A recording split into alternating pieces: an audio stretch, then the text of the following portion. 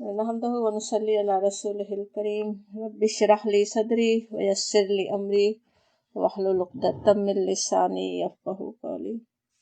सूरह नंबर 94 सूरह अलम नशरह शुरू कर रहे हैं। इस सूरत को वैसे अल-इंशिराह भी कहा गया, अश-शरह भी कहा गया। ये सूरत सूरह दुहा से बस मिलती जुलती सूरत ही नहीं, बल्कि यूँ लगता है गोया उसके सूरह दुहा से बिल्कुल मुत्तसिल सूरत ही है, जैसे उसका कंटिन्यूएशन हो। उसके सूरह दुहा में हम देख रहे थे अलम यजिद का यतीमन फ़आवा कहा गया था ना, कि क्या नहीं पाया तुमको यतीम, बस हमने ठिकाना दिया, बस ठिकाना दिया। उसके बाद की आयत में जो मज़मून बयान किया गया था वो अब इस सूरत में भी जैसे चल रहा है। नबी सल्लल्लाहु अलैहि वसल्लम नबूवत के साथ ही अचानक जिन मुश्किलात में घिर गए थे, जिस शहर में आप सल्लल्लाहु अलैहि वसल्लम को इतनी इज्जत की निगाह से देखा जाता था, जो लोग आपको सादिक और अमीन के लक़ब से पुकारते थे, वही आपको गालियां देने लगे, रास्ते में कांटे बिछाए जाते, गंदगियां ऊपर डाली जाती, आपकी बात मानना तो दूर की बात थी, अक्सरियत बात सुनने की रवादार भी नहीं थी। और नबी सल्लल्लाहु अलैहि वसल्लम कितना जैसे सुनाना चाह रहे हैं उनकी इस्लाह के लिए, उनके खैर के लिए, और वो बात न सुन रहे हों तो आपके लिए कैसा तकलीफ दे था। तो इन सारी मुश्किलात में घिर जाना नबी सल्लल्लाहु अलैहि वसल्लम के लिए कैसा दिल शिकन हो सकता था। उसमें तसल्ली देने के लिए पहले सूरत दुहा नाजिल हुई और फिर ये सूरत अलम नशरा। इस सूरत में भी पिछली सूरत ही की तरह अल्लाह रब्बुल आलमीन की तरफ से अपने महबूब बंदे को बड़ा ही इत्मीनान दिलाया गया कि अपने ख़ास बंदे पर अल्लाह के एहसानात का तज़किरा है, बशारतें दी गई, सब बातों से तसल्ली दी जा रही है नबी सल्लल्लाहु अलैहि वसल्लम को।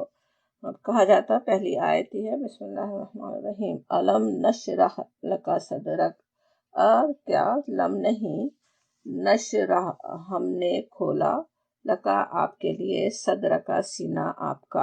अब यहाँ पे कि क्या हमने तुम्हारा सीना तुम्हारे लिए खोल नहीं दिया कहा जा रहा है, सवाल और फिर नहीं के साथ, लेकिन ज़ाहिर है जवाब लेने के लिए नहीं है, जवाब मांगा नहीं जा रहा है, बल्कि बहुत जोर देकर अपनी बात बताने के लिए होता है ना, जिस तरह हम पीछे भी समझ रहे थे कि क्या मैंने हमेशा तुम्हारे लिए ये और ये नहीं किया, जैसे हम किसी को कह रहे हों तो क्या मतलब होता है, उससे जवाब नहीं मांगते ना, बस बात समझा रहे हैं, पॉइंट बना रहे हैं, उसको बता रहे हैं, ज़्यादा ताकीद के साथ बात समझा रहे हैं, या किसी को कह रहे हैं कि क्या हम इतने सालों से दोस्त नहीं हैं, तो एहसास दिलाया जा रहा है ना कि हमारी दोस्ती इतनी पुरानी है, उसका क्या ख्याल रखने की ज़रूरत है। तो बात में किस कदर जोर पैदा हो जाता है ना इस तरह कहने से। उसी तरह यहाँ भी है अलम कहना कि क्या नहीं, क्या हमने नहीं खोल दिया।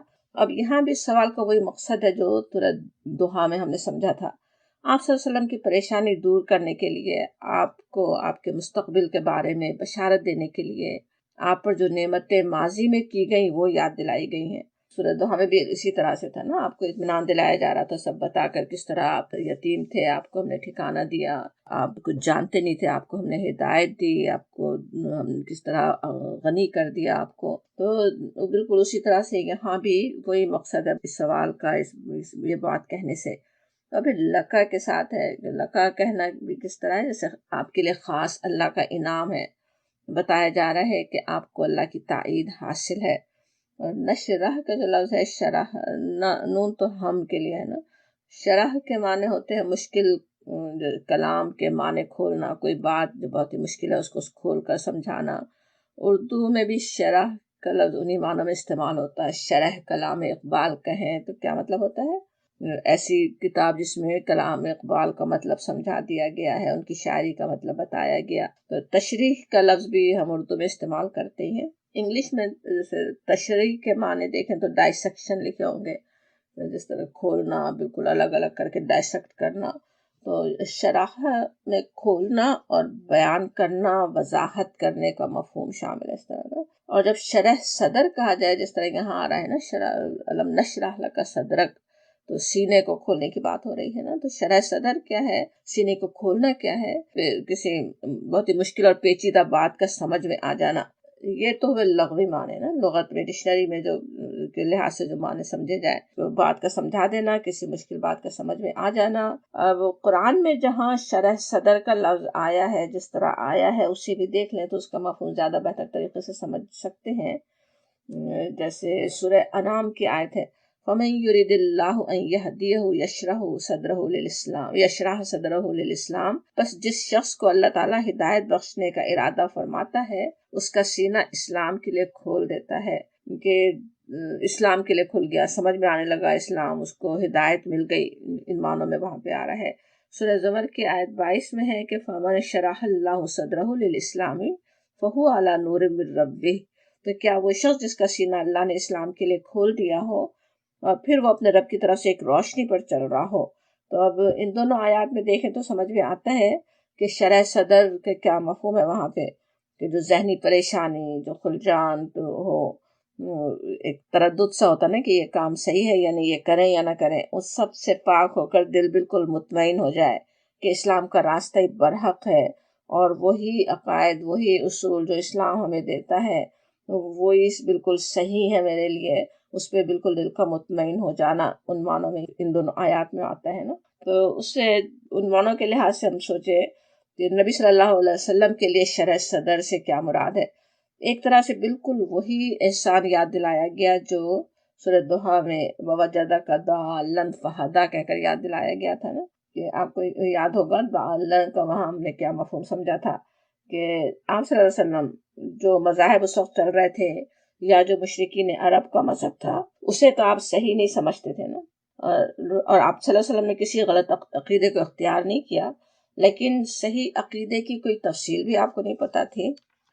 پوری دنیا غلط سمت میں جا رہی ہے یہ آپ جانتے تھے، لیکن صحیح سمت میں انہیں کیسے چلایا جائے یہ آپ کو علم نہیں تھا۔ اسی کی تلاش میں غار حرا کی تنہائیوں میں غور فرماتے تھے، اور اب وہی بھیج کر قرآن نازل کر کے اللہ تعالیٰ نے آپ کی اس الجھن کو دور فرما دیا، اسلام کے نور سے آپ کا سینہ کھول دیا۔ اللہ کی بندگی کیسے ہو، انسانوں کے لیے فلاح کا راستہ کون سا ہے، دنیا میں زندگی کا مقصد کیا ہے، سارے سوالوں کے جواب آپ کو مل گئے، آپ کو سمجھا دیے گئے، وحی کے ذریعے سے حل کر دیے گئے، ساری الجھنیں دور ہو گئی آپ کی۔ تو یہ ہوا نا ایک تو شرح صدر کا مفہوم۔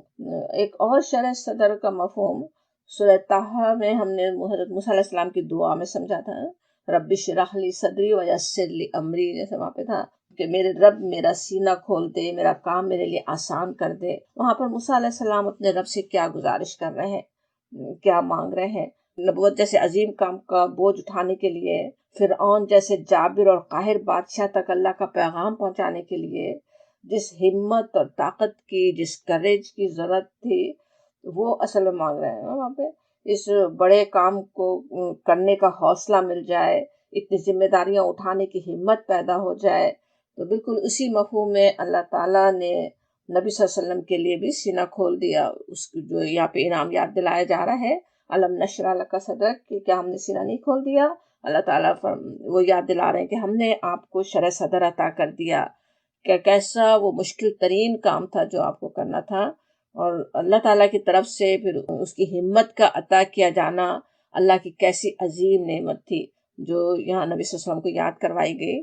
اس کا اندازہ کرنے کے لیے اپنے آپ کے بارے میں ذرا ہم سوچیں، تصور کریں، جہاں ہم رہتے ہیں اس پوری بستی کو تو چھوڑیں، جس سمجھیں کہ چند پڑوسیوں کو ہمیں بتانا ہو یا اپنی اسٹریٹ پر رہنے والوں کو جا کر اسلام کی دعوت دینا ہو، انہیں اسلام کی طرف بلانا ہو، تو کیا دل کی کیفیت ہوگی، کیا ضیق صدر ہو رہا ہوگا نا، کیسے دل بھیج رہا ہو، بات کرنا مشکل ہو جائے۔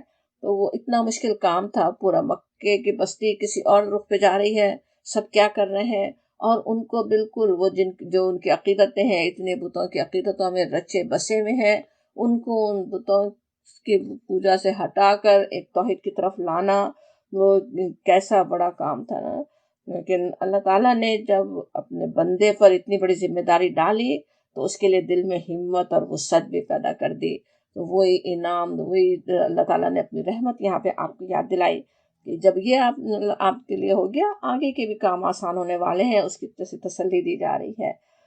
اب اس آیت کی تشریح میں ویسے کچھ لوگوں نے شق صدر کا مفہوم بھی لینا چاہا۔ شق صدر کا پتہ ہوگا، حدیث میں بات آتی ہے اس کے بارے میں کہ کس طرح نبی صلی اللہ علیہ وسلم کے سینہ چیر کر دل نکالا گیا اور اسے برائیوں سے پاک کر کیا گیا، اس میں سے برائی نکال دی گئی۔ لیکن دوسرے مفسرین کا کہنا یہ ہے کہ شق صدر کا ثبوت اصل میں تو احادیث سے ملتا ہے، تو قرآن میں ڈھونڈنے کی کوشش بیکار ہے، اور خصوصاً اس آیت میں تو کہتے ہیں کہ شرح صدر کو کسی بھی طرح شق صدر کے مفہوم میں نہیں لیا جا سکتا، یہاں پہ وہ مفہوم نہیں ہے، اس کے بارے میں ہمیں احادیث سے پتہ چلتا ہے۔ اور پھر کہا جا رہا ہے، ہم سورہ الم نشرح پڑھ رہے ہیں، دوسری آیت نمبر 2، وَوَضَعْنَا اور اتار دیا ہم نے ان کا آپ سے وزرک آپ کا بوجھ، اس کے ساتھ ہی دوسری آیت بھی پڑھنی ہوگی۔ آیت نمبر 3 ہے الذی، جس نے انقض ظہرک توڑ رکھی تھی آپ کی پیٹھ، توڑ ڈالی یا توڑ دی، توڑ رکھی تھی ظہر کا، ظہر پیٹھ کا آپ کی۔ وَوَضَعْنَا، وضع کے معنی ہوتے اتارنا، اتار کر نیچے رکھ دینا، وضع حمل کے لیے اردو عربی دونوں میں استعمال ہوتا۔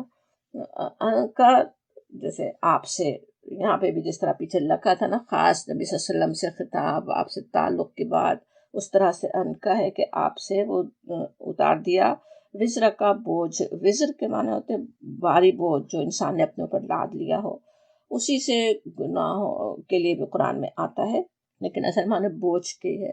تو الذی، وہ جو انقضا، انقضا ہوتا ہے توڑنا، اور ایسا توڑنا جس میں جیسے کڑکڑانے کی آواز پیدا ہو، تو کیا ہوتا، بھاری بوجھ ہو تو ہی ہوتا نا، کہ جیسے آواز جیسے پیدا ہو، بہت ہی بوجھ اٹھائے تو اصل بول رہا ہوں جیسے، تو اور زہرا کا آپ کی پیٹھ، آپ کی پیٹھ سے وہ بوجھ اٹھا دیا۔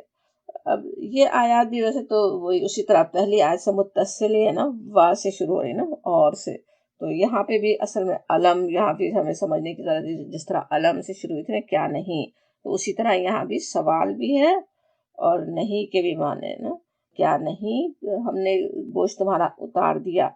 اب یہ کس بوجھ کی بات ہو رہی ہے، اس کے بھی کئی ویسے معنی لوگوں نے لیے، اس میں سے جو اس صورت کے مضمون کے لحاظ سے جو مفہوم سب سے زیادہ صحیح معلوم ہوتا ہے، وہ جیسا کہ ہم اس صورت کی پہلی آیت میں سمجھ رہے تھے نا، علم نشرح لک صدرک، نبی صلی اللہ علیہ وسلم کی جو صوت کیا کیفیت تھی، وہی کیفیت تھی جو ایک حساس اور ایک باشعور شخص ہو، اس کا کیا ہوتا ہے، وہ اپنی، ایسا نہیں ہوتا کہ دنیا میں بس اپنی مگن ہو کہ کیا حالات ہو رہے ہیں دنیا میں، اسے کچھ پتہ نہ ہو، بلکہ وہ دنیا کو حالات دیکھتا ہے، سمجھتا ہے، اس کا درد رکھتا ہے، اس کی خرابیوں کو دور کرنے کے لیے فکر مند ہوتا ہے۔ اور آپ صلی اللہ علیہ وسلم تو انسان کامل تھے نا، آپ اپنے قوم کی جہالت دیکھ رہے تھے، اپنے کس طرح وہ اپنے ہاتھ سے بت بنا کر پوج رہے ہیں، اپنے ہاتھ سے بت بنا کر پوجے جا رہے ہیں، مذہب کے نام پر لوٹ کھسوٹ کا بازار گرم ہے، اخلاق کے معیار ہی الٹے ہوئے ہیں، بیٹیوں کو قتل کر کے فخر کرنے والے قبائل بھی تھے، اخلاقی برائیوں اور بے حیائیوں کا چلن بھی تھا، مذہب کے نام پہ بے حیائی تک ہو رہی تھی، کسی کی جان مال اور عزت محفوظ نہیں تھی، ایک دوسرے پہ جب چاہے حملے کر دیں اور کیا کچھ کر دیں۔ تو دنیا کی یہ صورتحال اور اس کا کوئی حل آپ صلی اللہ علیہ وسلم کو نظر نہیں آ رہا تھا نا، یہی فکر تھی جو آپ کی کمر توڑے ڈال رہی تھی، جس کو یہاں کہا جا رہا ہے وزر کہا گیا، بوجھ کہا گیا، جو آپ کی کمر توڑے ڈال رہا ہے۔ اللہ تعالیٰ نے پھر ہدایت کا راستہ دکھا دیا، توحید، آخرت اور رسالت پر ایمان کے ذریعے انسانوں میں پھیلے ہوئے سارے بگاڑ درست ہو سکتے ہیں، کیے جا سکتے ہیں، آپ کو سمجھ میں آنے لگی اب وہ بات، دین اسلام کے ذریعے سے سارے فساد کو ٹھیک کیا جا سکتا ہے، راستہ جو نہ جاننے کا جو بوجھ آپ کی کمر توڑ رہا تھا وہ جیسے اتر گیا آپ کے اوپر سے، تو راستہ نظر آنے لگا، طریقہ پتہ چل گیا اب کیا کریں، اگرچہ وہ خود بھی بہت مشکل تھا، راستہ بہت ہی دشوار گزار تھا، لیکن اب آپ صلی اللہ علیہ وسلم کو یہ پتا تھا کہ یہی راستہ ہے جو اس منزل تک جاتا ہے جس کی تلاش میں آپ پریشان تھے، جو آپ چاہتے تو راستہ اب سامنے نظر آ گیا، تو وہ کیسے جیسے بوجھ ہلکا ہو گیا ہو نا۔ وزر کے ویسے جو اور معنی لیے گئے ان میں سے ایک یہ بھی ہے کہ ابتداء نبوت میں وحی کا لینا آپ صلی اللہ علیہ وسلم کے لیے آسان نہیں تھا، اس کا اثر آپ پر شدید ہوتا تھا، لیکن ظاہر ہے وہ بوجھ ایسا نہیں تھا جو آپ کی کمر توڑے ڈال رہا ہو نا، اس کے لیے تو آپ کس قدر بے چینی سے منتظر رہتے تھے، ہم پڑھتے آ رہے ہیں، آپ تو چاہتے تھے کہ وہی آئے جلدی جلدی جلدی، اللہ تعالیٰ سے تعلق قائم ہو، اللہ تعالیٰ کی طرف سے ہدایت ملے۔ ایک اور معنی کچھ مفسرین نے یہ بھی لیے کہ غلطیوں کا بوجھ تھا جو نبوت سے پہلے آپ صلی اللہ علیہ وسلم سے ہوئیں یا بعد میں جو ویسے غلطیاں نہیں تھیں، لیکن آپ کے مقام کے لحاظ سے یا آپ کے خیال میں غلطیاں تھیں۔ لیکن دوسرے مفسرین اس رائے کو بھی رد کرتے ہیں، کیونکہ ایک تو وزر کے اصل معنی بوجھ کے ہیں، اسی سے گناہوں کے بوجھ کے لیے بھی استعمال ہوا ہے، قرآن میں یہ آیا ہے، لیکن نبی صلی اللہ علیہ وسلم کے لیے وزر کو گناہوں کے معنی میں لینے کی کوئی وجہ نہیں ہے۔ ہمیں پتہ ہے کہ نبی صلی اللہ علیہ وسلم کی زندگی نبوت سے پہلے بھی کس قدر پاکیزہ تھی، کہ قرآن نے خود اسے گواہی کے طور پر پیش کیا۔ چنانچہ سورہ یونس میں آپ صلی اللہ علیہ وسلم کی زبان سے کفار کو مخاطب کر کے کہلوایا گیا کہ فقط لبثت فیکم عمرا من قبلی، آیت 10 میں، کہ میں اس قرآن کو پیش کرنے سے پہلے تمہارے درمیان ایک عمر گزار چکا ہوں، یعنی ثبوت کے طور پہ پیش کیا قرآن کہ تم دیکھ رہے ہو، کبھی میں نے جھوٹ نہیں بولا، کبھی کوئی غلطی نہیں کی، کب کیسا میرا کردار تھا شفاف، تم دیکھ رہے ہو، جانتے ہو، سمجھ میں آتا ہے کہ آپ سے کوئی گناہ سرزد ہونے کی کوئی وجہ ہی نہیں تھی۔ خود روایات سے بھی بلکہ پتہ چلتا ہے کہ کس طرح اللہ تعالیٰ نے بھی آپ کو بچائے رکھا۔ ایک دفعہ کا واقعہ آتا ہے کہ آپ کسی ایسی محفل میں، جو گانے بجانے کی محفل کے لیے اس کے لیے کہیں گئے یا شریک ہونا پڑا، لیکن آپ کو ایسی نیند آ گئی کہ آپ بس سوتے رہے، آپ نے بالکل حصہ اس میں لیا نہیں، کچھ دیکھا نہیں۔ تو اللہ تعالیٰ نے محفوظ ہی رکھا ہر طرح سے آپ کو۔ تو آپ کے لیے گناہوں کے بارے میں سوچنا ہی اصل تو گناہ کی بات ہے، کہ آپ سے کوئی غلطی ہوئی ہو۔ خود قرآن میں آپ کے اخلاق کی بھی کیسی گواہی دی گئی نا، وَإِنَّكَ لَعَلَىٰ خُلُقٍ عَظِيمٍ، آپ اخلاق کے بلند مرتبے پر فائز ہے، ہر طرح کے بہترین اخلاق آپ کے تھے۔ عہد کی پابندی کے بھی واقعہ کہانی کے طور پہ پڑھا سنا ہوگا، کس طرح وہ بھی نبوت سے پہلے کی بات ہے۔ تو ہر طرح سے آپ بالکل انسان کامل تھے نا، کوئی غلطی کا سوال ہی آپ سے نہیں ہے۔ تو لہٰذا اس آیت کا صحیح مفہوم وہی ہے جو ہم نے شروع میں سمجھا تھا، کہ دنیا کے برے حالات اور ان کی اصلاح کی فکر کا بوجھ تھا جو آپ صلی اللہ علیہ وسلم کی کمر توڑے ڈال رہا تھا، کیونکہ آپ جانتے نہیں تھے کہ کیسے سب کچھ صحیح کریں۔ اللہ تعالیٰ نے راستہ دکھا کر آپ کا بوجھ ہلکا کر دیا، تو وہ انعام آپ کو یاد دلایا گیا۔ اور بھی کہا جا رہا ہے آیت نمبر 4 میں، وَرَفَعْنَا، اور رفعنا بلند کیا ہم نے، لکا آپ کے لیے، ذکر کا آپ کا ذکر۔ اب یہ آیت بھی وا سے شروع ہوئی نا، اور سے، تو یہاں بھی بات اسی طرح چل رہی ہے جس سے علم سے تعلق بن رہا ہے، اسی طرح سوال ہے وہی نہیں کے طور پہ۔ تو اور یہاں جس طرح پہلی آیت میں تھا، اور اسی طرح کا سوال آپ کو یقین دہانی کرنے کے لیے، انتہائی تسلی دینے اور اطمینان دلانے کے لیے، اللہ کی عنایتیں اور رحمتیں آپ کے ساتھ ہیں، جیسے یقین دلایا جا رہا ہونا آپ کو۔ دعوت کے ابتدائی مرحلے میں جو مشکلات اور جو مخالفتیں آپ کو پیش آ رہی ہیں، اس سے آپ پریشان نہیں ہوں، جیسے یہ کہا جا رہا ہو نا۔ اس صورت میں بھی اب پچھلی صورت کی طرح ہی اندازہ ہوتا ہے کہ نبی اکرم صلی اللہ علیہ وسلم کیسی قلبی پریشانیوں سے گزر رہے ہوں گے، جس کے لیے اللہ تعالیٰ نے بار بار آپ کو تسلی دینے اور اطمینان دلانے والی آیات نازل کی۔ اور جس طرح سے آیت بھی ہے، پورا آیت لکھی جاتی ہے، وَرَفَعْنَا لَكَ ذِكْرَكَ، آپ کے لیے آپ کا ذکر بلند کر دیا، بار بار آپ سے تعلق کا اظہار، آپ کے لیے یہ کچھ کیا میں نے، جیسے کہ ہم کسی کو کہہ رہے ہیں تمہارے لیے یہ کر دیا، تمہارے لیے یہ کر دیا، تو کیسے کہ تعلق محسوس ہوتا ہے نا، کتنی جیسے تسلی مل رہی ہو۔ تو آپ کے لیے کر دیا گیا ذکر کا آپ کا ذکر، جیسے خاص آپ کے لیے ہے، اللہ کی رحمت، اس کی تائید کا احساس دلایا گیا ہے، کہہ کر رفعنا لک ذکرک، کہ ہم نے آپ کے لیے آپ کا ذکر بلند کر دیا۔ اس آیت کی وجہ سے بعض نے یہ بھی سمجھا کہ یہ صورت اس دور میں اتری جب آپ صلی اللہ علیہ وسلم کی دعوت کا چرچا مکے سے باہر عرب کے مختلف قبائل میں پھیل چکا تھا۔ بات صحیح ہو بھی سکتی ہے، لیکن ویسے اصل میں تو آگے جا کر نبی صلی اللہ علیہ وسلم کا جو رفع ذکر ہونے والا تھا اس کی طرف بھی اشارہ ہے، ورنہ جانتے ہیں مکے میں اس وقت تو آپ صلی اللہ علیہ وسلم کے رفع ذکر سے زیادہ آپ کی مخالفت ہو رہی تھی، اگرچہ وہ بھی شروع ہو ہی چکا تھا رفع ذکر وہاں بھی، لیکن آپ صلی اللہ علیہ وسلم کے جیسے دعوت پھیلنے کا ذریعہ ہی بنا دیا اللہ تعالیٰ نے مخالفتوں کو بھی، وہ بھی بات اس میں سمجھ میں آتی ہے۔ اب یہاں پہ یہ ویسے کیسی بڑی خوشخبری ہے نا، ایک طرح کی پیشن گوئی کہنا چاہیے، اور ایسی پیشن گوئی جس کا اس وقت تصور بھی نہیں کیا جا سکتا تھا. اور اس وقت تو جو سوچیں اہل مکہ تو کیا سمجھ رہے ہوں گے، آپ کی دعوت کو بس آگے چلنے نہیں دیا جائے گا، بس ختم ہی کر دیا جائے گا. آپ صلی اللہ علیہ وسلم کے جان تک کے دشمن بنے ہوئے تھے، جان لینے تک کے لیے تیار تھے. اب وہ تو سوچ بھی نہیں سکتے تھے کہ کیسی کامیابیاں آگے آپ کو حاصل ہونے والی ہیں. اس وقت اللہ تعالیٰ نے آپ صلی اللہ علیہ وسلم کو کیسی بڑی خوشخبری دی کہ آپ کا رفع ذکر ہونے والا ہے، صرف مکہ شہر تک نہیں بلکہ پوری دنیا تک. کتنے عجیب طریقے سے وعدہ پورا بھی ہوا نا. اللہ تعالیٰ نے انہی مخالفین سے ایک طرح سے کام لیا. ہوتا یہ تھا نا، مکے میں اطراف سے لوگ آتے تھے نا، حج کے لیے، عمرے کے لیے یا زیارت کے لیے آتے رہتے تھے نا مختلف لوگ. اور اہل مکہ کیا کر رہے تھے کہ کہیں وہ لوگ متاثر نہ ہو جائیں، اس ڈر سے وہ خود جا کر جو آتا، جو مکہ جیسے وزٹ کر رہا ہو، ادھر آ رہا ہو، اس کو پہلے سے چوکر نہ کر رہے ہوتے تھے. حاجیوں کے جو کیمپ وغیرہ ہوں ان میں جا کے ان کے ڈیروں پہ ان کو خبردار کرتے تھے کہ مکے میں ایک بڑا خطرناک آدمی ہے محمد نام کا، وہ لوگوں پہ جادو کر دیتا ہے. جو باپ بیٹے اور بھائی اور شوہر اور بیوی اس کی وجہ سے جدائی پڑ جاتی ہے تو اس سے بچ کے رہنا.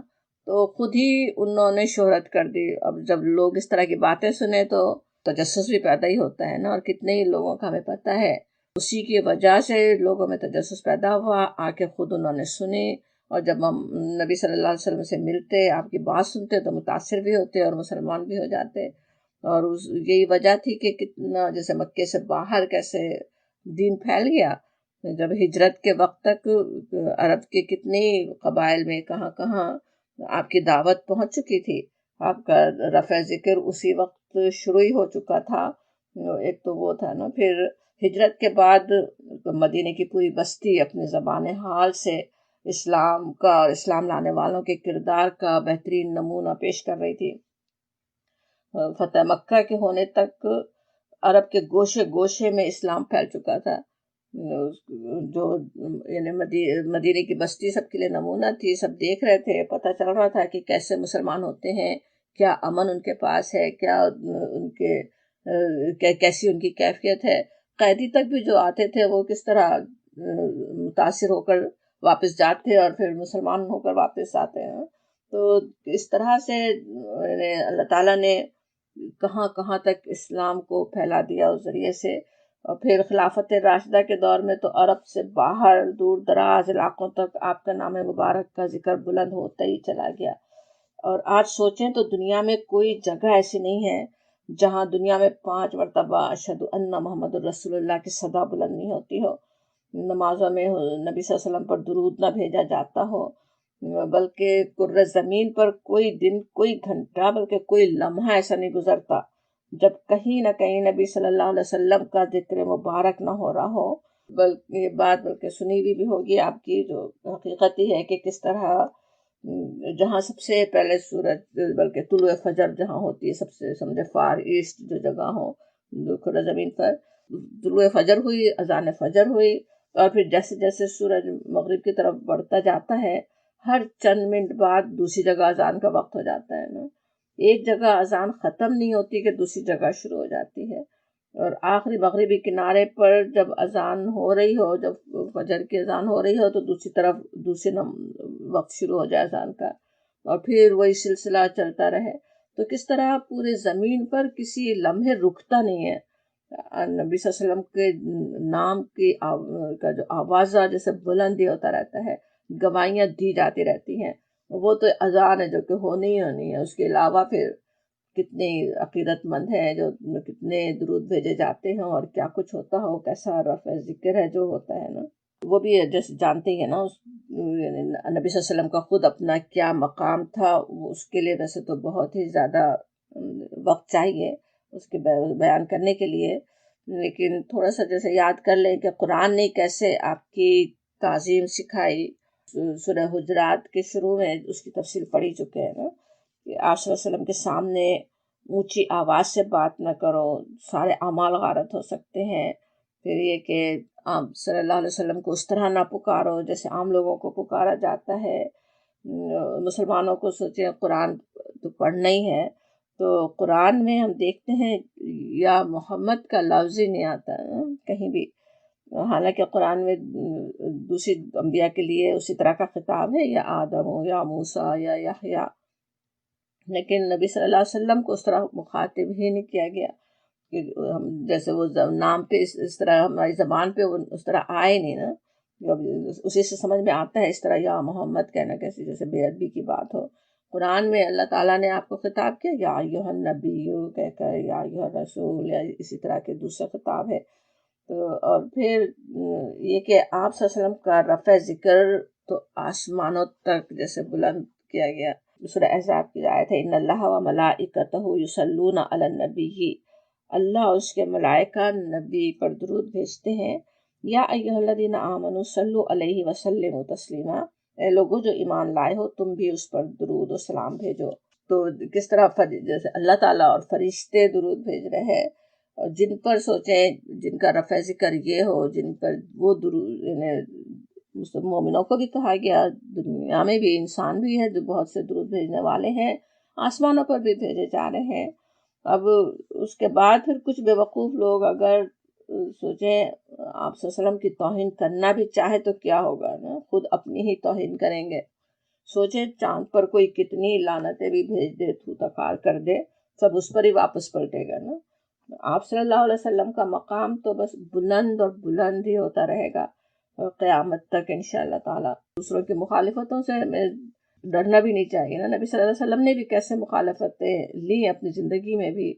ام جمیل جو تھی اس کی ابو لہب کی بیوی، آپ کو برا بھلا کہتی ہے، مذمم کہہ کہہ کے برا بھلا کہتی ہے۔ حضرت ابو بکر پیچوتاب کھا رہے ہیں، آپ صلی اللہ علیہ وسلم فرماتے ہیں کہ وہ تو مذمم کو کہہ رہی ہے، میرا نام تو محمد ہے نا۔ تو جو دوسرے کہہ رہے ہوں وہ تو ان کے اپنے دل کی گندگی کا بس اظہار ہو رہا ہے نا۔ نبی صلی اللہ علیہ وسلم پر تو اتنے درود بھیجے جا رہے ہیں، آپ کی وہ تعریفیں ہو رہی ہیں، فرشتوں سے سوچیں کیسے بھرا ہوا ہے آسمان، وہ جب آپ صلی اللہ علیہ وسلم پر درود بھیجتے ہوں اور کسی اور کی لعنتیں، کسی اور کی بری باتیں تو کس طرح واپس انہیں پر ہی پلٹنے والی ہیں نا۔ اور پھر کہا جا رہا فَإِنَّ مَعَ الْعُسْرِ يُسْرًا، پس اِنَّ بے شک مع ساتھ ہے، العسرا العسر کے یسر ساتھی ہے، ان مع العسر یسرا، دوسری آیت بھی ساتھی دیکھ لو ایک ہی ساتھ ہے، ان بے شک مع ساتھ ہے، العسر مشکل کے، یسرا آسانی۔ عسر جو ہے، عسر مشکل، تنگی، سختی کو کہتے ہیں، اور یسر اس کا اپوزٹ آسانی، سہولت، ایز جیسے کہتے ہیں نا۔ اب ان آیات کو سمجھنے کے لیے الفاظ کو سے پہلے سمجھیں نا، اس آیت میں الفاظ کس طرح سے آ رہے ہیں۔ ایک تو مع کا لفظ آ رہا ہے نا، ان مع العسر یسرا، مع کے کہاں تو ساتھ ہے نا، یعنی جیسے بالکل ساتھ ہی ہے، العسر کے ساتھ ہی یسرا ہے۔ پھر عسر کا جو لفظ ہے وہ ال کے ساتھ آ رہا ہے، الف لام۔ الف لام جب لگے تو کیا ہوتا ہے، جیسے پراپر ناؤن بن جاتا ہے نا، ایک خاص وہ بن گیا۔ تو جب پراپر ناؤن سوچے جملے میں بار بار بھی اگر آئے تو ایک ہی ہوگا نا، بلکہ دوسرے زبانوں میں بھی اسی طرح سے ہی ہے۔ اگر سوچیں اگر کسی جملے میں دی اسٹریٹ، دی اسکول کہا جا رہا ہو، اس کی بات ہو رہی ہے تو وہ تو ایک خاص اسٹریٹ، ایک خاص اسکول ہے نا، جس کی بات ایک بار ہو رہی پھر دوبارہ بھی ہو رہی ہے۔ لیکن اگر صرف اسکول، صرف اسٹریٹ کا ہے تو وہ تو کوئی سی بھی ہو سکتی، کوئی سی بہت دوسری اور ہو سکتی ہے۔ تو بالکل اسی طرح سے اس کو بھی سمجھا گیا کہ جو العسر ہے وہ تو ایک ہی ہے، دو دفعہ بھی آ رہا ہے تب بھی وہ ایک ہی ہے، وہ مشکل ایک ہی ہے۔ اور یسرا جو ہے وہ ملٹیپل ہو سکتے ہیں، بلکہ جس طرح تنوین کے ساتھ دو زبر کے ساتھ آ رہا ہے نا یسرن، تو عربی جاننے والوں کا کہنا ہے کہ اس کے مطلب یہ کہ وہ بہت سی بھی ہو سکتی ہیں، ایک نہیں بلکہ بہت سی۔ تو اب اس آیت میں جو بات ہے وہی سمجھانے کے لیے سورت کے شروع میں سوالات کی صورت میں نبی صلی اللہ علیہ وسلم کو اللہ تعالیٰ کے انعامات یاد دلائے گئے، جیسے سورت کا جو مین پوائنٹ جیسے ہونا وہ ہے اس آیت۔ پچھلی آیت میں بھی جیسے کا جو لفظ ہے پچھلی آیات میں کتنی دفعہ آتا ہے نا، تم کے معنوں میں جو ہے آپ کے تکرار کے ساتھ آپ صلی اللہ علیہ وسلم پر ہونے والی خاص نعمتوں کا احساس دلا کر سمجھایا گیا اور کہ اسی طرح ہر ایک مشکل کے ساتھ بہت سی آسانیاں ہیں. وہ چیزیں یاد دلائی گئی تاکید کے ساتھ، اور پھر بتایا جا رہا ہے کہ اسی طرح ہے، مشکل کے ساتھ بہت سی آسانیاں ہوں گی. ایک جو مشکل ہو اس کے ساتھ بھی. اس آیت کو ایک تو اس طرح سمجھایا گیا کہ ہر تنگی، ہر مشکل، ہر آزمائش کے پیچھے ہی آسانی بھی چلی آ رہی ہے. جیسے برے حالات کے پیچھے اچھے حالات بھی ایسے چلے آ رہے ہیں گویا دونوں ساتھ ہی ہوں. جس طرح پچھلی صورتوں میں ہم سمجھ رہے تھے نا کہ ابھی رات ہے تو دن کو طلوع ہونا ہی ہے، ساتھ ہی آ رہا ہے، پورا دن اور رات کا مجموعہ ہی ہے نا، مل کر ایک دن بنتا ہے نا.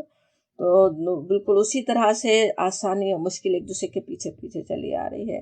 دوسرا مطلب یہ بھی ہے کہ ایک جو مشکل آتی ہے اس کے ساتھ ہی بہت سی آسانیاں بھی اللہ تعالیٰ عطا فرماتا ہے. اور یہ بھی ایک کھلی حقیقت ہی ہے نا.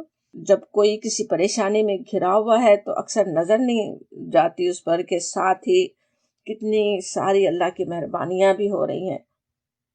ان آیات کے نزول کے وقت نبی صلی اللہ علیہ وسلم اور مسلمانوں کا حال ہی یاد کریں تو مکے میں سوچیں کہ اتنی زیادہ مشکلات میں ہیں، مخالفتیں ہو رہی ہیں، مذاق اڑائے جا رہے ہیں، ان کے لیے شہر میں رہنا دوبھر ہو رہا ہے، لیکن ساتھ ہی اسی وقت اسی موقع پر اللہ تعالیٰ کی کتنی عظیم نعمتیں بھی ان پر ہو رہی تھیں. اللہ رب العالمین کی طرف سے براہ راست پیغام آ رہے ہیں. بڑی نعمت، کتنی عظیم نعمت ہے نا. اور یہ کہ فرشتوں سے ملاقاتیں ہو رہی ہیں نبی صلی اللہ علیہ وسلم کی، تو اللہ پر ایمان اور اس پر توکل، اس کے قرب کی اتنی عظیم نعمتوں کا تجربہ ہو رہا ہے. آگے کے حالات کے لیے، آگے بڑی بڑی کامیابیاں حاصل کرنے کے لیے تربیت ہو رہی ہے ایک طرح سے. اور مسلمان ہو جانے والوں کے سارے پچھلے گناہ معاف ہو رہے ہیں. اللہ کے پاس کیسے بلند درجے وہ حاصل کر رہے ہیں.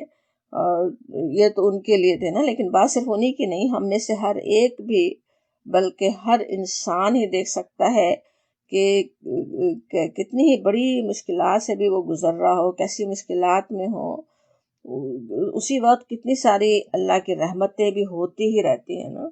بیماری کی تکلیف میں تو ظاہر ہے ساری نعمتیں بیکار لگنے لگتی ہیں نا. انسان کی ظاہر بڑا مشکل ہوتا ہے کہ نعمتوں کے بارے میں سوچے، لیکن ذرا سوچیں اس بیماری کے لیے دوائیں اور علاج اللہ تعالیٰ نے پہلے سے مہیا کر کے رکھے ہوئے تھے. آج کے دور میں جب ہمیں کوئی بڑی بیماری آ رہی ہے تو کیسے کتنی بیماریاں تھیں جن کا پہلے کچھ علاج ہی نہیں پتہ تھا. اللہ تعالیٰ نے ہمیں بیماری دینے سے پہلے اس کا علاج بھی لوگوں کو سکھا دیا، اس کی دوا لوگوں کو پتہ چل گئی، اور اس کے ڈاکٹر اور نرسیں اور کہ کون کون خدمت میں لگا ہوا ہے، ساتھ ہی کتنے خیال رکھنے والے اللہ تعالیٰ نے عطا کر دیے.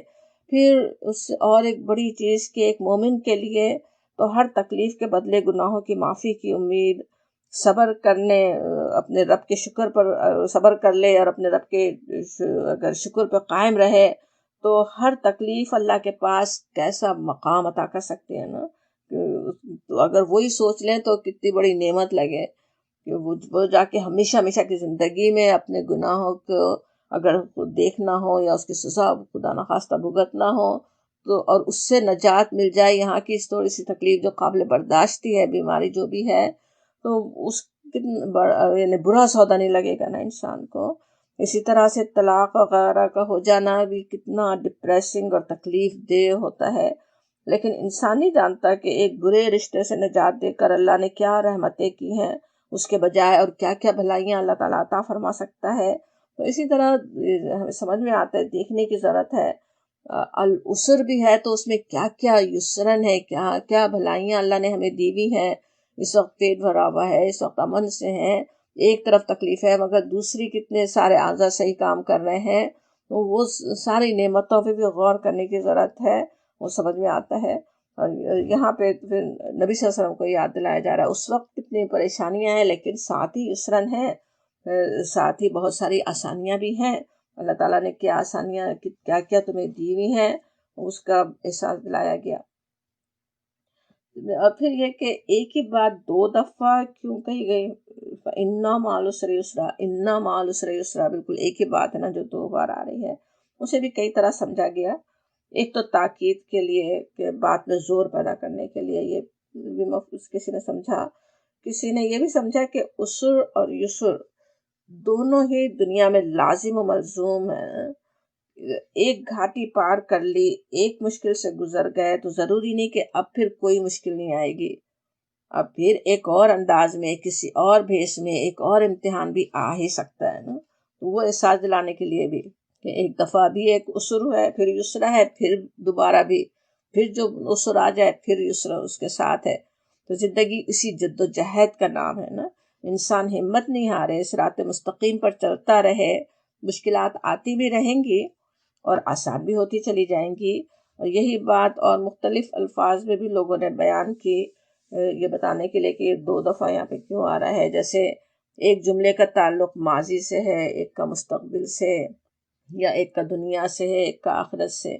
ایک اور بات جو سورۃ ضحیٰ اور اس سورت میں ہم سمجھتے آ رہے ہیں کہ نبی صلی اللہ علیہ وسلم پر اللہ تعالیٰ کی جیسے بہت توجہ اور مہربانی کا اظہار ہو رہا ہے نا، بہت ہی شفقت سے آپ کو ہمت دلائی گئی۔ یہی بات یہ آیت پڑھنے والا ہر مومن بھی ویسے تو اسی طرح محسوس کر سکتا ہے نا، بلکہ ان دونوں صورتوں کو پڑھتے ہوئے ہر مومن اسی طرح اپنے رب کی مہربانیوں کو خود محسوس کر سکتا ہے۔ تو جس طرح سے کوئی بہت ہی مہربان ہو اور کوئی کسی کے لیے بہت ہی فکر مند ہو، تو دوبارہ تسلی کے الفاظ جیسے کہتے ہیں نا، کہے جاتے ہیں اکثر، جیسے کسی کو ہم کہہ رہے ہوں کہ پریشان مت ہو، تو بالکل پریشان مت ہو۔ اب جس سے ہمارا دلی تعلق ہے اس کو پریشانی سے بچانا چاہ رہے ہیں، تو کس طرح ایک دفعہ نہیں، جسے دوبارہ بھی انسان کہتا ہے نا ہمت کرو ہمت کرو۔ تو اسی طرح کا بھی انداز کسی نے سمجھا یہاں پہ، جو اِنَّ مَعَ الْعُسْرِ يُسْرًا، اِنَّ مَعَ الْعُسْرِ يُسْرًا سے یہ سبھی مفہوم لیے جا سکتے ہیں ان آیات سے۔ اور پھر کہا جا رہا ہے فَإِذَا پس جب فرغتا، پس اذا جب فرغتا تو فارغ ہو، فَانْصَبْ پھر محنت کر عبادت میں۔ اس کی بھی دوسری آیت بھی اس کے ساتھ ہی پڑھنا ہوگا، اور الا طرف رب کا، آپ کے پروردگار کے، فرغب پھر رغبت کر، پھر راغب ہو۔ فیضا پس جب فرغتا کے جلو سے فراغا شغل کا اپوزٹ، خالی ہونے کے معنوں میں بھی فراغا کا لفظ آتا ہے اور قرآن میں بھی ہے۔ اردو میں بھی ویسے فارغ اور فراغت کا لفظ ہم استعمال کرتے ہیں نا، تو بس جب فارغ ہو یا پہ بھی کہا جا سکتا، یعنی اب کس سے فارغ ہو؟ دعوت اور تبلیغ کے کام سے، یا مسلمانوں کی تربیت کے کام سے، یا اپنی ذاتی مصروفیات سے۔ تو کیا کرو، کیا ہدایت دی جا رہی ہے؟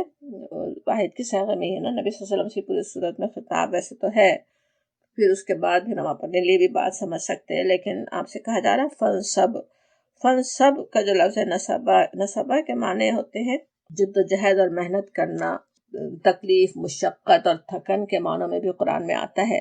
نصب کرنے کے ایک معنی اردو میں بھی جیسے ہم استعمال کرتے ہیں، کسی چیز کو کھڑا کر دینا، نصب کرنا ہوتا ہے نا، کسی چیز کو ٹھوک کے کھڑا کر دیں، سیدھا کھڑا کر دیا جائے۔ نصب سخت محنت کو بھی کہتے ہیں، محنت کی وجہ سے تھکاوٹ کو بھی کہتے ہیں، جس میں سیدھا انسان جیسے کھڑا رہ نہ سکے۔ تو اب یہاں کیا ہدایت کی گئی ہے؟ فنصب کہہ کر کہ جب آپ دعوت حق اور تبلیغ کے کام سے فارغ ہوں تو اب دوسری محنت کے لیے تیار ہو جائیں، بلکہ جس طرح فنصب کا لفظ ہے بس ڈٹ جانے کے معنی میں، بہت سخت محنت کرنے کے معنی میں آتا ہے۔ ویسے سوچیں تو نبی صلی اللہ علیہ وسلم کے لیے تو اپنے رب کے حضور کھڑا ہونا، اپنے رب سے تنہائیوں میں سرگوشیاں کرنا ہی کس قدر محبوب ہوگا نا۔ جیسے موسیٰ علیہ السلام کا یاد کریں، اپنے رب سے کلام ہونے کی سعادت تو انہیں بھی کتنی محبوب ہوگی کہ اسی کا بس موقع ملتا رہے۔ اگر سوچیں انبیاء کرام کو بھی اگر موقع دیا جائے آپ صلی اللہ علیہ وسلم بس عبادت میں ہی لگے رہیں، کتنا آپ کے لیے وہ پسندیدہ کام ہو۔ موسیٰ علیہ السلام کو اللہ تعالیٰ سے کلام کا موقع مل رہا ہے، اسے چھوڑ کر وہ جانا ہی نہ چاہیں، لیکن ان کو بھی کیا حکم ہوتا ہے؟ نہیں جاؤ فرعون کے پاس جاؤ، وہ مشکل کام پہلے کرو۔ غار حرا میں نبی صلی اللہ علیہ وسلم اپنے رب کے قرب کی تلاش میں جاتے تھے، آپ کو وہاں سے نکال کر مشرکین مکہ کے پاس بھیج دیا گیا۔ وہاں جب اس کام سے کچھ فراغت ہو پھر تب اللہ کے حضور کھڑے ہو جاؤ، اس کا قرب حاصل کرنے کے لیے محنت کرو۔ وَإِلَىٰ رَبِّكَ فَارْغَب، اور طرف اپنے رب کے، فرغب رغبہ جو ہوتا ہے، رغبت کا لفظ اردو میں بھی انہی معنوں میں استعمال ہوتا ہے جس طرح عربی میں فی یا الا کے ساتھ جب رغبہ آئے تو معنی دیتا ہے نا، ان کے ساتھ جب عین نون ان کے ساتھ آئے تو اپوزٹ معنی بن جاتے۔ رغبہ ان کیا ہوتا ہے؟ کسی سے جیسے نفرت کرنا۔ کے الہ، اور جس طرح یہاں پہ آ رہا ہے الہ کے ساتھ یا فی کے ساتھ، تو رغبت کرنا، اس کی طرف بڑھنا، لو لگانا. تو الہ ربی کا فرغب، اپنے رب کی طرف بڑھو، اس کی طرف متوجہ ہو، اپنے رب سے لو لگاؤ. گویا دعوت اللہ کا اتنا مشکل ترین کام سے جب فراغت ملے، جب سستانے کا، ریلیکس ہونے کا جو وقت ہو، تو کیسے وہ ریلیکسیشن حاصل کیسے ہو؟ اپنے رب کے لیے کھڑے ہو، اس کی عبادت پر جم جاؤ. نصبہ کا یہ بھی سمجھ میں آتا ہے نا، جم جانا، جس طرح کسی چیز کو نصب کر کے جما دیتے نا. اس کے ذکر سے، اس سے مناجات کے ذریعے اپنے آپ کو دوبارہ اپنے کام میں لگ جانے کے لیے تیار کرو. اسی کے لیے اللہ تعالیٰ نے نمازوں کے اوقات بھی مقرر کر دیے نا، کہ انسان پورے دن میں بھی وقتاً فوقتاً اپنے آپ کو دنیا کے دھندوں سے، دنیا کے معاملات سے فارغ کر کے اپنے اللہ کی عبادت کے ذریعے قلب و ذہن کا سکون حاصل کر لے. اور یہی اصل سکون بھی ہے نا. اپنے آپ کو سوچیں، جیسے ریلیکس کرنے کے لیے اگر اللہ سے غافل کرنے والی مشغولیت اگر انسان اختیار کر لے، تب تو کیا ہوتا ہے، انسان غفلت میں ہی پڑ سکتا ہے نا. ہوتا ہی ہے وہ مشغولیات تو اپنے اندر پھر بالکل ہی وہ کر لیتی ہے نا، ضمی کر لیتی ہے، انسان کو بالکل لگا لیتی ہیں اپنے اندر ہی. تو یہاں پہ سمجھ میں آتا ہے کہ کس طرح انسان کو کرنا کیا چاہیے. جب وہ کام سے فارغ ہو تو پھر اپنے رب کی طرف لو لگائے، اور پھر جب یہاں سے اس کو جیسے توانائی حاصل کر لے، انرجی مل جائے اللہ کی عبادت سے، تو پھر جا کے پھر وہی کام کرے جس کے لیے وہ دنیا میں بھیجا گیا ہے. معرف القرآن میں ہے کہ نصب کے لفظ سے یہ بھی اشارہ ملتا کہ عبادت اور ذکر، اللہ کا ذکر اس حد تک جاری رکھا جائے کہ کچھ مشقت اور تکان محسوس ہونے لگے. نصبہ کے معنی میں ہم سمجھ رہے تھے نا، تکان کے بھی معنی ہوتے تھکن کے. تو صرف نفس کی راحت اور خوشی پر ہی اس کا مدار نہ ہو، بس بہت ہی ذرا سا کر لیا بس خوشی حاصل ہو گئی، بلکہ کا یہ کہنا ہے کہ اتنی کرو جیسے مشقت اس کے لیے اٹھاؤ. اور یہ بھی وہ ساتھ کہتے ہیں کہ کسی وظیفے اور معمول کی پابندی خود ہی ایک مشقت بھی ہے نا، چاہے وہ مختصر ہی کیوں نہ ہو. وہ بھی ایک مشقت کا ہی کام ہوتا ہے نا، کہ انسان طے کر لے کہ ہاں یہ مجھے لازماً کرنا ہے، روزانہ مجھے ضرور تہجد کے لیے اٹھنا ہی ہے. تو پھر اس کے بعد انسان کی اتنی ول پاور ہو تبھی اٹھتا ہے، پھر ہی وہ پابندی سے کر سکتا ہے نا. تو اس کے لیے یہاں پہ ہدایت کی گئی کہ آپ وہ کریں. اور قرآن میں جو آپ کو حکم دیا گیا، وہ جیسا ہم سمجھ رہے تھے، وہ کام تو آپ تھے ہی، کرنے ہی والے تھے، وہ تو لازماً آپ کرتے ہی تھے. اور نبی صلی اللہ علیہ وسلم عبادت میں کیسی مشقت اٹھاتے تھے، اس کا بڑا ثبوت تو قرآن میں ہی سورہ مزمل کی صورت میں ہے نا. آپ صلی اللہ علیہ وسلم ہی نہیں، آپ کے ساتھی بھی آپ کے ساتھ کس طرح سال ہر سال رات کی عبادتوں میں اتنی انہوں نے محنت کی کہ اللہ تعالیٰ کی طرف سے کچھ آسان کر لینے کی ہدایت ہوئی. روایات سے پھر یہ بھی پتہ چلتا ہے کہ آپ صلی اللہ علیہ وسلم اتنی دیر عبادت کے لیے کھڑے ہوتے تھے کہ جیسے سوجن پیروں پہ ہو جائے، ورم آ جاتا تھا نا. ام المومنین رضی اللہ عنہا نے آپ سے سوال کیا کہ آپ کے تو تمام اگلے پچھلے گناہ بخشے جا چکے، آپ عبادت میں اتنی مشقت کیوں اٹھاتے ہیں؟ تو آپ صلی اللہ علیہ وسلم نے فرمایا، افلا اکونا عبدن شکورا، تو کیا میں اپنے رب کا شکر گزار بندہ نہ بنوں؟ شکر گزار بندہ بننے کے لیے کہ میرے رب نے مجھ پہ اتنی نعمتیں کی، جو نعمتیں سوچیں یہاں ساری یاد دلائی گئیں، ان سے نعمتوں کا شکر ادا کرنے کے لیے آپ اتنی مشقت اٹھاتے تھے، اتنی محنت سے اتنی لمبی عبادتیں راتوں کو کر رہے ہوتے تھے. بعد میں پھر جب آپ صلی اللہ علیہ وسلم نے اپنا مشن پائے تکمیل تک پہنچا دیا، پورا ہی کام ہو گیا، مشن مکمل ہو گیا، تو سورہ نصر میں بھی اسی طرح کی ہدایت کی گئی، فسبح بحمد ربک واستغفر، اپنے رب کی تسبیح کرو اس کے حمد کے ساتھ، اور اس سے مغفرت طلب کرو. اب یہ آیت ہمیں بھی یہی سکھا رہی ہے کہ ایک مومن کی جدوجہد کبھی ختم نہیں ہوتے ہیں. ایک کام کے بعد دوسرے کام کے لیے تیار ہونا ہوتا ہے، اس دوسرے کام کے لیے اپنے آپ کو تیار کرنا ہوتا ہے. وہ کام جو اللہ تعالیٰ نے جس کام کے لیے دنیا میں ہمیں بھیجا، جو کام ہمیں کرتے رہنا ہے، اسی کی تیاری ہوتی رہے نا. ایک کام ختم ہو پھر دوسرے کام کے لیے تیار ہو جائے انسان. یہ بھی سمجھ میں آتا ہے کہ دونوں ہی کام کرنے کے ہیں نا. یہ نہیں ہو کہ کوئی جیسے بہت ہی دعویٰ کا کام ہو رہا ہے، ایکٹیویزم میں لگا ہوا ہے، دن رات اس میں گزر رہے ہیں، تو عبادتوں میں کمی آ جائے. نہ یہ ہو کہ عبادت ہی میں، ذکر میں دن اور رات لگا رہے اور اسی میں سارا وقت گزار دے اور اس کام سے غافل ہو جائے جسے کرنا اس کی ذمہ داری ہے، جس کے لیے اللہ نے اسے بھیجا نا. تو انشاءاللہ تعالیٰ جو کچھ ہم نے اس صورت میں سمجھا، اپنی رحمت سے ہی اللہ تعالیٰ ہمیں اپنے محبوب نبی اکرم صلی اللہ علیہ وسلم کی پیروی کرنے اور ہر معاملے میں آپ صلی اللہ علیہ وسلم کا اتباع کرنے کی توفیق عطا فرمائے. اپنے رب کے شکر گزار بننے کے لیے ہم بھی اسی طرح محنت اور مشقت کرنے والے ہوں انشاءاللہ تعالیٰ. آمین یا رب العالمین. الحمدللہ رب العالمین.